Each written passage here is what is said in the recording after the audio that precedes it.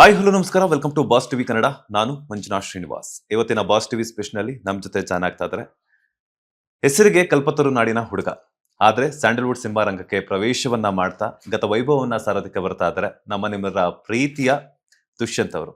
ಮೊದಲನೇದಾಗಿ ನಮಸ್ತೆ, ಕಾರ್ಯಕ್ರಮಕ್ಕೆ ಸ್ವಾಗತ. ನಮಸ್ಕಾರ. ಹೇಗಿದ್ದೀರಾ? ಚೆನ್ನಾಗಿದ್ದೀನಿ, ನೀವ್ ಆರಾಮ? ನಾನು ಸೂಪರ್ ಆಗಿದ್ದೀನಿ. ನಿಮ್ ಮನೆಯಲ್ಲೇ ಎಲ್ಲಾ ಟ್ಯಾಲೆಂಟೆಡ್, ಹಾಗೇನೆ ಎಲ್ಲಾ ಫೀಲ್ಡ್ ಅಲ್ಲೂ ವರ್ಕ್ ಮಾಡುವಂತವ್ರು ಇದಾರೆ ಅಂತ ಅನ್ಸುತ್ತೆ. ಅಪ್ಪ ನೋಡಿದ್ರೆ ಪೊಲಿಟಿಕಲ್ ಬ್ಯಾಕ್ ಗ್ರೌಂಡ್, ನೀವು ನೋಡಿದ್ರೆ ಸಿನಿಮಾ ಬ್ಯಾಕ್ ಗ್ರೌಂಡ್, ಅದ್ರ ಜೊತೆಗೆ ನೀವು ಎಜುಕೇಶನ್ ಮಾಡಿರೋದು LLB. ಸೊ ಹೆಂಗ್ ಸಾಧ್ಯ ಇದೆಲ್ಲ ಅಂತ? ಏನಂದ್ರೆ ಯಾರು ಏನು ಅರ್ಜಿ ಹಾಕೊಂಡು ಹುಟ್ಟಿರೋದಿಲ್ಲ ಇದೇ ಮನೇಲಿ ಹುಟ್ಟಬೇಕು ಅಂತ, ಅಥವಾ ನಾವು ಬೆಳೆದ್ಮೇಲೆ ಇದೇ ಆಗ್ಬೇಕು ಅಂತ ಏನ್ ಚಿಕ್ಕ ವಯಸ್ಸಲ್ಲೇ ಏನು ನಿರ್ಧಾರ ಆಗಿರೋದಿಲ್ಲ. ಎಲ್ಲ ಅವ್ರವ್ರ ಆಸಕ್ತಿ ಅಷ್ಟೇ. ನಮ್ಮ ತಾತ ನಮ್ ರಾಮೇಗೌಡರು ನಮ್ ತಂದೆಯವ್ರಿಗೆ ಜನ್ಮ ಕೊಡ್ಬೇಕಾದ್ರೆ ಇವ್ MLA ಆಗಿರ್ಲಪ್ಪ ಅಂತ ಏನು ಬರೆದು ಕೊಟ್ಟಿರೋದಲ್ಲ. ನಮ್ ತಂದೆಯವರು ಒಂದು ಸಾಧಾರಣ ಒಂದು ಹಳ್ಳಿಗಾಡಿನಿಂದ ಒಂದು 18-20 ಮನೆ ಇರುವಂತ ಸಣ್ಣ ಮಜರೆ ಗ್ರಾಮದಿಂದ ಬಂದಿರೋ ಕುಟುಂಬ ನಮ್ದು. ವ್ಯವಸಾಯ ಮಾಡ್ಕೊಂಡು ಮುಯ್ಯಾಳ್ ಮಾಡ್ಕೊಂಡು ಬಹಳ ಕಷ್ಟ ಬಿದ್ದು ಜೀವನದಲ್ಲಿ ಮೇಲಕ್ಕೆ ಬಂದಿರೋಂಥವ್ರು. ಅವ್ರು ಸರ್ಕಾರಿ ಶಾಲೆಯಲ್ಲಿ ಓದಿ ಅವ್ರದೇ ಆದಂತ ಹೋರಾಟ, ಅವ್ರದೇ ಆದಂತ ಜೀವನ ಅವ್ರು ಕಟ್ಕೊಂಡ್ರು. ಅದೇ ರೀತಿ ನಮಗೂ ಅವ್ರಿಗೆ ಇಷ್ಟನೋ ಇಷ್ಟ ಇಲ್ವೋ ಆದ್ರೂ ಕೂಡ ಅವರು ನಮ್ಗೆಲ್ಲೂ ತೊಂದರೆ ಅಡಚಣೆ ಮಾಡಿಲ್ಲ. ನಾನು ಚಿತ್ರರಂಗಕ್ಕೆ ಬರೋದು ಅವ್ರಿಗೆ ಇಷ್ಟ ಇರ್ಲಿಲ್ಲ.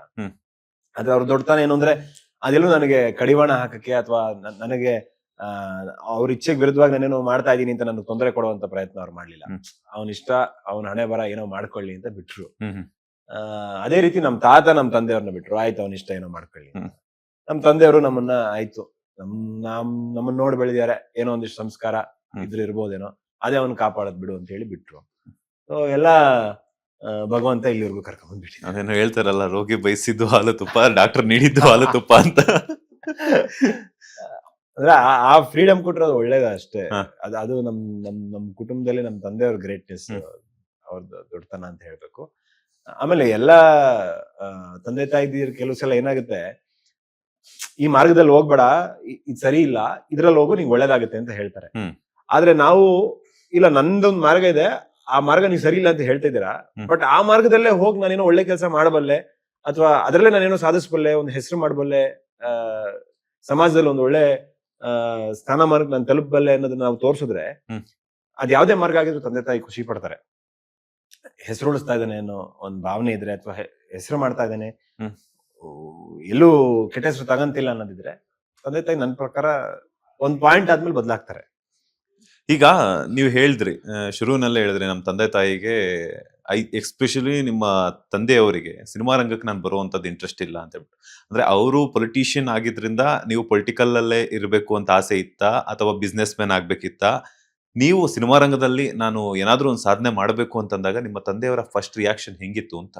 ಅಲ್ಲೇ ನಮ್ಮ ತಂದೆಯವ್ರದ್ದು ಏನಿತ್ತು ಅಂತಂದ್ರೆ, ಅವ್ರು ಯಾವಾಗ್ಲೂ ಹೇಳೋರು, ನಾನು ಯಾವ ಜನ್ಮದಲ್ಲಿ ಏನ್ ಪಾಪಕರ್ಮ ಮಾಡಿದ್ನೋ ನಾನ್ ಬಂದು ಈ ಪ್ರೊಫೆಷನ್ ಹಾಕೊಂಡ್ಬಿಟ್ಟಿದೀನಿ, ಇದೊಂದು ಥ್ಯಾಂಕ್ಲೆಸ್ ಜಾಬ್, ನಾವು ಎಷ್ಟೇ ಮಾಡಿದ್ರು ಮಾಡದೆ ಅಂತ ಯಾರು ಹೇಳಲ್ಲ. ಏನೋ 100 ಕೆಲಸ ಮಾಡಿ ಯಾವ್ದೋ 10 ಮಾಡಿಲ್ಲ ಅಂದ್ರೆ 10 ಆಗಿಲ್ದಲ್ಲೇ ಇರದೆ ಗಮನ ಕೊಡ್ತಾರೆ. ಸೊ ಯಾರು ನೀನ್ ಮಾಡಿದ್ಯಾ ಅಂತ ಹೇಳೋಂತ ಅಥವಾ ಒಂದು ಅಪ್ರಿಶಿಯೇಟ್ ಮಾಡುವಂತ ಪ್ರೊಫೆಷನ್ ಅಲ್ಲ ಇದು. ಒಳ್ಳೆಯವರಾಗಿದ್ರು ಎಲ್ಲಾ ರೀತಿ ಬೆರಳುಗಳು ಇರ್ತವೆ. ಇದು ನನಗೆ ಅಂತ್ಯ ಆಗ್ಬಿಡ್ಲಿ, ನಮ್ ಕುಟುಂಬದಲ್ಲಿ ಯಾರು ರಾಜಕಾರಣದಲ್ಲಿ ಮುಂದುವರೆಯೋದ್ ಬೇಡ ಅನ್ನೋದು ಅವ್ರ ಭಾವನೆ ಆಗಿತ್ತು. ನನಗೂ ಕೂಡ ಚಿಕ್ಕ ವಯಸ್ಸಿಂದ ನಾನು ಒಂದ್ ಒಳ್ಳೆ ಅಧಿಕಾರಿ ಆಗ್ಬೇಕು, ಇಲ್ಲ ನಮ್ ತಂದೆಯವರು ಇದು ಬೇಡ ಅಂತ ಹೇಳ್ತಿದಾರೆ, ನಾನ್ ಬೇರೆ ಏನಾದ್ರು ಒಂದು ಒಳ್ಳೆ ಸ್ಥಾನಮಾನ ಗಳಿಸ್ಬೇಕು ಅನ್ನೋದಿತ್ತು. ನಾನು IAS ಆಫೀಸರ್ ಆಗ್ಬೇಕು ಅಂತ ಅನ್ಕೊಂಡಿದ್ದು. ನಾನ್ ಚೆನ್ನಾಗಿ ಓದ್ತಾ ಇದ್ದೆ ಕೂಡ. ನಮ್ ಶಾಲೆಯಲ್ಲಿ ನೀವು ವಿಚಾರಿಸಿದ್ರು ಕೂಡ ನಾನು one of the top students ಗಳಲ್ಲಿ ನಾನು ಯಾವಾಗ್ಲೂ ಇರ್ತಿದ್ದೆ. ನಾನು ಆ ಕಾರಣಕ್ಕೇನೆ LLB ನಾನು ಬ್ರಿಟನ್ ನಲ್ಲಿ ಮಾಡಿದ್ದು. ಅಲ್ಲಿ ಹೋಗಿ ನಾನು ವಿದ್ಯಾಭ್ಯಾಸ ಮಾಡಿದ್ದು. ನನ್ನ ಶಾಲೆಯಲ್ಲಿ ನೀವು ಮಾರ್ಕ್ಸ್ ಕಾರ್ಡ್ಗಳು ತೆಗೆದು ನೋಡ್ರೆ ಎಷ್ಟೋ ಬಾರಿ 100ಕ್ಕೆ 100 ಬಂದಿರೋದುಂಟು, 98 ಇದೇ ತರನೇ ಇರೋದು ಯೂಶಿಯಲಿ ನಮ್ಮ ಮಾರ್ಕ್ಸ್ ಕಾರ್ಡ್ಗಳು ಕೂಡ. ಸೊ ನಾನು ಒಳ್ಳೆ ಬ್ರೈಟ್ ಸ್ಟೂಡೆಂಟ್ ಆಗಿದೆ. ಆದ್ರೆ ಅವ್ರಿಗೊಂದು ಆಘಾತ ಆಯ್ತು. ನಾನು ಯಾವಾಗ ನಾನು ಸಿನಿಮಾ ಅಂತ ಹೇಳದ್ನಲ್ಲ, ನಾನು ಲೈಫ್ ಲಾಂಗ್ IAS ಆಫೀಸರ್ ಆಗ್ತೀನಿ ಅಂತ ಹೇಳಿದವನು, ನಾನು UK ಹೋಗಿ ಬಂದ್ಮೇಲೆ ನಾನು ಏಕಾಏಕಿ ಒಂದು ಅಭಿನಯ ಶಾಲೆ ಸೇರ್ಕೊಂಡೆ. ಅವ್ರಿಗೆ ತುಂಬಾ ಆಘಾತ ಆಯ್ತು. ಇಷ್ಟು ವರ್ಷ ಅವ್ನು ಹೇಳಿದ್ದೆ ಬೇರೆ, ಈಗ ಈ ತರ ದಾರಿ ತಗೊಂತಾನೆ, ದಾರಿ ತಪ್ಪುಟ್ಟ ಮಗ ಅಂತ ನೋವಿರುತ್ತಲ್ಲ, ಆ ನೋವಲ್ಲಿ ಅವರು ಪಾಪ ವಿರೋಧ ವ್ಯಕ್ತಪಡಿಸಿದಷ್ಟೇ. ಆದ್ರೆ ನನ್ನ ತಲೆಯಲ್ಲಿ ಬೇರೆ ಪ್ರೋಸೆಸ್ ನಡೀತಾ ಇತ್ತು. ನಾನು ಚಿಕ್ಕ ವಯಸ್ಸಿಂದ ನಾನು ಬಾಯಲ್ಲಿ ನಾನು IAS ಆಫೀಸರ್ ಆಗ್ತೀನಿ ಅಂತ ಹೇಳಿದ್ರು ಕೂಡ, ನಾನು ಚೆನ್ನಾಗಿ ಓದ್ತಿದ್ರು ಕೂಡ, ನನ್ನ ತಲೆಯಲ್ಲಿ ನಾನು ಏಕಪಾತ್ರ ಅಭಿನಯಗಳು ನಾನು ಮಾಡ್ತಿದ್ದೆ. ಏಕಪಾತ್ರ ಅಭಿನಯ ನಮ್ ಶಾಲೆಯಲ್ಲೆಲ್ಲ ಮಾಡ್ತಾ ಇದ್ದೆ, ನಾಟಕಗಳು ಮಾಡಿದ್ದೀನಿ. ಆಮೇಲೆ ಹಾಡು ನಾನು ಕಾಯರ್ ಗ್ರೂಪ್ ಅಲ್ಲಿ ಇರ್ತಿದ್ದೆ, ಹಾಡ್ತಾ ಇದ್ದೆ. ಇದು ಎಕ್ಸಾಮಿನೇಷನ್, ಕರ್ನಾಟಿಕ್ ಮ್ಯೂಸಿಕ್ ಎಕ್ಸಾಮಿನೇಷನ್ ತಗೊಂಡು ಅದನ್ನ ನಾನು ಕ್ಲಿಯರ್ ಮಾಡ್ಕೊಂಡೆ. ಅದಾದ್ಮೇಲೆ ಒಂದು ವಯಸ್ಸು ಬಂದ ಮೇಲೆ ನಾನು ಬೀದಿ ನಾಟಕಗಳು ಮಾಡಕ್ ಶುರು ಮಾಡಿದೆ. ನಾನು ಬೀದಿ ನಾಟಕ ಮಾಡ್ಬೇಕಾದ್ರೆ ನಮ್ಮ ತಂದೆಯವರು ಕ್ಯಾಬಿನೆಟ್ ಮಂತ್ರಿಗಳಾಗಿದ್ರು. ಅವಾಗ ನಾನು ಬೀದಿ ನಾಟಕಗಳು ಮಾಡ್ತಾ ಇದ್ದೆ. ಮತ್ತೆ ಶಾರ್ಟ್ ಸಿನಿಮಾಗಳು, ಮ್ಯೂಸಿಕ್ ವಿಡಿಯೋಸು, ಡ್ರಾಮಾ, ಈ ತರ ತಯಾರಿಗಳು, ಮಾರ್ಷಲ್ ಆರ್ಟ್ಸ್, ಜಿಮ್ನಾಸ್ಟಿಕ್ಸ್, ಈ ತರ ತಯಾರಿಗಳು ನಡೀತಿತ್ತು. ದಪ್ಪ ಇದ್ದೆ, ಒಂದು 20 kg ತೂಕ ಇಳಿಸ್ದೆ. ಸೊ ಈ ತರ ತಯಾರಿಗಳು ನನ್ನ ಪಾಡಿ ನಾನು ಮಾಡ್ತಾ ಇದ್ದೆ. ನಾನು UK ಹೋದಾಗ ನನಗೆ ಅಲ್ಲಿ ಬ್ರಿಟನ್ ಅಲ್ಲಿ ನನ್ನ ಆಲೋಚನಾ ರೀತಿ ಬದಲಾಗಿದ್ದ ಅಲ್ಲೇನೆ. ತುಂಬಾ ದೊಡ್ಡ ಪ್ರಪಂಚ ನೋಡ್ದಂಗ ಆಯ್ತು ನನಗೆ. ಅಲ್ಲೇನಾಯ್ತು, ಅಲ್ಲಿನ ಲೈಫ್ ಸ್ಟೈಲ್ ಸ್ವಲ್ಪ ಬೇರೆ ತರ ಇದೆ. ಅಲ್ಲಿ ತುಂಬಾ 14-15 ವರ್ಷ ಚಿಕ್ಕ ವಯಸ್ಸಿಗೆನೆ ಮಕ್ಕಳು ತಂದೆ ತಾಯಿಯಿಂದ ಹೊರಗಡೆ ಬರ್ತಾರೆ. ಅವರು ಪಾರ್ಟ್ ಟೈಮ್ ಜಾಬ್ಗಳು ಮಾಡಕ್ ಶುರು ಮಾಡ್ತಾರೆ. ಅವ್ರದೇ ಆದಂತ ಮನೆಗಳು ಸೆಪರೇಟ್ ಆಗಿ ಇರೋಂಥದ್ದು ಅಭ್ಯಾಸಗಳು ಮಾಡ್ಕೊಂತಾರೆ. ಸೊ ಅಲ್ಲಿ ಲಿವ್ ಇನ್ ರಿಲೇಶನ್ಶಿಪ್ಸ್ ಗಳು ಶುರು ಆಗ್ತವೆ. ಮದ್ವೆಗಳು ಎಷ್ಟೋ ಜನ ಆಗೋದೇ ಇಲ್ಲ, ಲೇಟ್ ಆಗಿ ಆಗ್ತಾರೆ. ತುಂಬಾ ಬೇಗ ಚಿಕ್ಕ ವಯಸ್ಸಲ್ಲೇ ಅವ್ರಿಗೆ ಮಕ್ಕಳು, ಆ ತರದೆಲ್ಲ ಅವ್ರದೇ ಒಂದು ಸಂಸಾರ, ಆ ತರದೆಲ್ಲ ಶುರು ಆಗೋಗುತ್ತೆ. ಸೊ ಅಲ್ಲಿನ ಕಲ್ಚರೇ ಬೇರೆ. ನಾನು ಒಂದೇನ್ ಗಮನಿಸ್ತೆ ಅಂದ್ರೆ, ಎಷ್ಟೋ ಜನ ಅವ್ರುಗಳು ಅಲ್ಲಿ ತಂದೆ ತಾಯಿ ಸಪೋರ್ಟ್ ಇರೋದಿಲ್ಲ, ಆದ್ರೂನು ಒಂದ್ ಕಡೆ ಮಕ್ಳಿರೋದು, ಇನ್ನೊಂದ್ ಕಡೆ ಅವ್ರ ಮನೆ ನೋಡ್ಕೊಳ್ಳೋದಿರೋದು, ಇನ್ನೊಂದ್ ಕಡೆ ಓದ್ತಾ ಇರೋರು, ಪಾರ್ಟ್ ಟೈಮ್ ಜಾಬ್ಗಳು ಮಾಡೋರು, 1-2 ಪಾರ್ಟ್ ಟೈಮ್ ಜಾಬ್ಗಳು ಮಾಡ್ಕೊಂಡು ಓದ್ಕೊಂಡು ಮನೆ ನೋಡ್ಕೊಂಡು ಮಕ್ಳು ನೋಡ್ಕೊಂಡು ತಂದೆ ತಾಯಿ ಸಪೋರ್ಟ್ ಇಲ್ದಂಗೆ, ರಿಲೇಟಿವ್ಸ್ ಯಾರ್ದೇನು ಸಪೋರ್ಟ್ ಇಲ್ದಂಗೆ ಎಲ್ಲ ಸ್ವಂತವಾಗಿ ಏನೇನೋ ಮಾಡ್ತಾ ಇದ್ರು. ಸೊ ಅದನ್ನೆಲ್ಲ ನೋಡಿದಾಗ ನನ್ಗೆ ಆಶ್ಚರ್ಯ ಆಯ್ತು. ಅಂದ್ರೆ ತಂದೆ ತಾಯಿ ಸಪೋರ್ಟ್ ಅಂದ್ರೆ ಬರೀ ದುಡ್ಡು ಕಾಸು ಅಂತಾನೆ ಅಲ್ಲ, ನಿಮ್ಗೊಂದು ಮಾರಲ್ ಸಪೋರ್ಟ್, ಅವ್ರ ಮನೇಲಿ ಇರೋದು ನಿಮ್ಗೆ.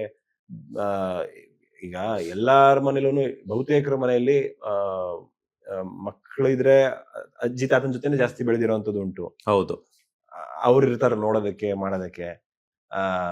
ಸೊ ನಮ್ಗೆ ಯಾವಾಗ್ಲೂ ತಂದೆ ತಾಯಿ ಅನ್ನೋದು ಒಂದು ಸಪೋರ್ಟ್. ನಮ್ಮ ಭಾರತೀಯ ಸಂಸ್ಕೃತಿಯಲ್ಲಿ ನಾವು ನಮ್ಮ ಮಕ್ಳಿಗೆ ಆಗ್ಬೇಕು ಅನ್ನೋದು, ಅಥವಾ ನಮ್ಮ ಮಕ್ಕಳು ನಮಗಾಗ್ಬೇಕು ಅನ್ನೋದು ನಮ್ಮ ಪದ್ಧತಿ, ನಮ್ಮ ಒಂದು ಸಂಸ್ಕೃತಿ ನಡ್ಕೊಂಡ್ ಬಂದಿರೋದು. ಇದು ವಾಡಿಕೆ ಎಷ್ಟು ವರ್ಷ, ಅದು ಅಲ್ಲಿ ಇಲ್ಲ. ಸೊ ಅದಿಲ್ದಲೇ ಕೂಡ ಅವ್ರು ಏನೋ ಸಾಧಿಸ್ತಾ ಇದಾರೆ, ಏನೋ ಕಷ್ಟ ಪಡ್ತಿದ್ದಾರೆ, ಅವ್ರು ಅನ್ಕೊಂಡಿದ್ದು ಅವ್ರು ಮಾಡಕ್ ಹೊರಟಿದ್ದಾರೆ. ಅದನ್ನೆಲ್ಲ ನಾನು ಗಮನಿಸಿದಾಗ ನಾವ್ ಎಂತ ಒಳ್ಳೆ ಒಂದ್ ಸಂಸ್ಕೃತಿಲಿ ಹುಟ್ಟಿದೀವಿ, ಎಂತ ಒಳ್ಳೆ ದೇಶದಲ್ಲಿ ಹುಟ್ಟಿದೀವಿ. ನಮ್ಗೆ 20 ವರ್ಷ ಆಗ್ಲಿ, 25 ವರ್ಷ ಆಗ್ಲಿ, 30 ವರ್ಷ ಆಗ್ಲಿ, ನಮ್ ತಂದೆ ತಾಯಿ ಒಂದಲ್ಲ ಒಂದ್ ರೀತಿ ಬೆನ್ನೆಲುಬಾಗಿ ನಮ್ಗೆ ಇರ್ತಾರೆ. ನಮ್ಗೆ ಏನೋ ಕಷ್ಟ ಅಂದ್ರೆ ನಮ್ಮ ಅಪ್ಪ ಅಮ್ಮ ಇದಾರೆ ಅನ್ನೋ ಒಂದ್ ಧೈರ್ಯ ಇರುತ್ತೆ. ಅವ್ರು ದೈಹಿಕವಾಗಿದ್ರು ಎಷ್ಟ್ ದಿನ ಇರ್ತಾರೋ ಅಷ್ಟ್ ದಿನನೂ ಒಂದಲ್ಲ ಒಂದ್ ರೀತಿ ಬೆನ್ನೆಲುಬಾಗಿರ್ತಾರೆ. ನಾವು ಅವ್ರ ವಯಸ್ಸಾದ್ಮೇಲೆ ಅವ್ರಿಗಾಗುವಂಥದ್ದು. ಇದೆಲ್ಲ ನೋಡಿದಾಗ ನಮ್ಗೆ ಈ ತರ ಒಂದು ಸಂಸ್ಕೃತಿಲಿ ನಾವು ಹುಟ್ಟಿ, ಈ ತರ ಒಂದು ದೇಶದಲ್ಲಿ ನಾವು ಹುಟ್ಟಿ, ನಾವೇನು ಸಾಧಿಸ್ತಿಲ್ಲ ಅಂದ್ರೆ ಹೆಂಗೆ? ಅಲ್ಲಿ ಏನೂ ಸಪೋರ್ಟ್ ಇಲ್ದಲೆ ಎಲ್ಲರೂ ಕಷ್ಟಪಟ್ಟೇನೋ ಮಾಡ್ತಿದ್ದಾರೆ. ನಮ್ಗೆ ಇಲ್ಲೆಲ್ಲ ಸಪೋರ್ಟ್ ಸಿಗ್ತಾ ಇದೆ, ಆದ್ರೂ ಏನು ಮಾಡಕ್ ನಾವು ಮಾಡ್ತಿಲ್ಲ ಅಂದ್ರೆ ತಪ್ಪಾಗುತ್ತಲ್ಲ. ಹೌದು. ಸೊ ನಾನು ಅವಾಗ ಯೋಚನೆ ಮಾಡಿದೆ, ನನ್ನ ಮನ್ಸಲ್ಲಿ ಏನ್ ಆಸೆ ಇದೆ ಅದನ್ನ ನಾನು ಈಡೇರಿಸ್ಕೋಬೇಕು. ನಾನು ಇನ್ 20 ವರ್ಷ ಆದ್ಮೇಲೋ 30 ವರ್ಷ ಆದ್ಮೇಲೋ ಎಲ್ಲೋ ನನ್ ಗಾಡಿಲಿ ಹೋಗ್ಬೇಕಾದ್ರೆ ಯಾವ್ದೋ ಒಂದು ಹೊಸ ಹುಡುಗಂದು ಸಿನಿಮಾ ಬ್ಯಾನರ್ ಏನೋ ನೋಡಿ ನಾನು ಎದ್ರುಬಿಟ್ಟೆ. ಅವತ್ತೊಂದು ಪ್ರಯತ್ನ ನಾನು ಮಾಡ್ಬೇಕಿತ್ತು. ಒಂದು ಪ್ರಯತ್ನ ನಾನು ಮಾಡಿದ್ರೆ ಬಹುಶಃ ನಂದು ಇರ್ತಿತ್ತು ಈ ತರ ಬ್ಯಾನರ್, ಫ್ಲೆಕ್ಸ್, ನಾನೇನೋ ಸಾಧಿಸ್ತಿದ್ದೆ, ನಂದು ಒಂದು ಹೆಸರು ಅಂತ ಆಗ್ತಿತ್ತು, ನಾನು ಒಬ್ಬ ಕಲಾವಿದನಾಗಿ ಗೋಲ್ಸ್ಕೊಂತ ಇದ್ದೆ ಅನ್ನೋ ರಿಗ್ರೆಟ್, ಅನ್ನೋ ನೋವು ನನ್ನಲ್ಲಿ ಶಾಶ್ವತವಾಗಿ ಉಳ್ಕಬಾರದು. ಒಂದು ಪ್ರಯತ್ನ ನಾನು ಮಾಡ್ಬೇಕು ಅಂತ ಹೇಳಿ ನನ್ನನ್ನು ನಾನು ಅರ್ಪಿಸೋಣ. ಆಯ್ತು, ಇದಕ್ಕೆ ಅಂತ ಒಂದು 5 ವರ್ಷ ತಯಾರಿ ಮಾಡ್ಕೊಂಡು ಹೋಗೋಣ. ಲೇಟೆಸ್ಟ್ ಹಾಗೂ ಇಂಟ್ರೆಸ್ಟಿಂಗ್ ಸುದ್ದಿಗಳಿಗಾಗಿ ಬಾಸ್ ಟಿವಿ ಕನ್ನಡ ಚಾನೆಲ್ನ ಸಬ್ಸ್ಕ್ರೈಬ್ ಮಾಡಿ, ಹಾಗೆಯೇ ಬೆಲ್ ಐಕಾನ್ ಪ್ರೆಸ್ ಮಾಡಿ. ಇದರ ಜೊತೆಗೆ ಫೇಸ್ಬುಕ್, ಇನ್ಸ್ಟಾಗ್ರಾಮ್, ಎಕ್ಸ್ ನಲ್ಲೂ ಮಿಸ್ ಮಾಡದೆ ಫಾಲೋ ಮಾಡಿ.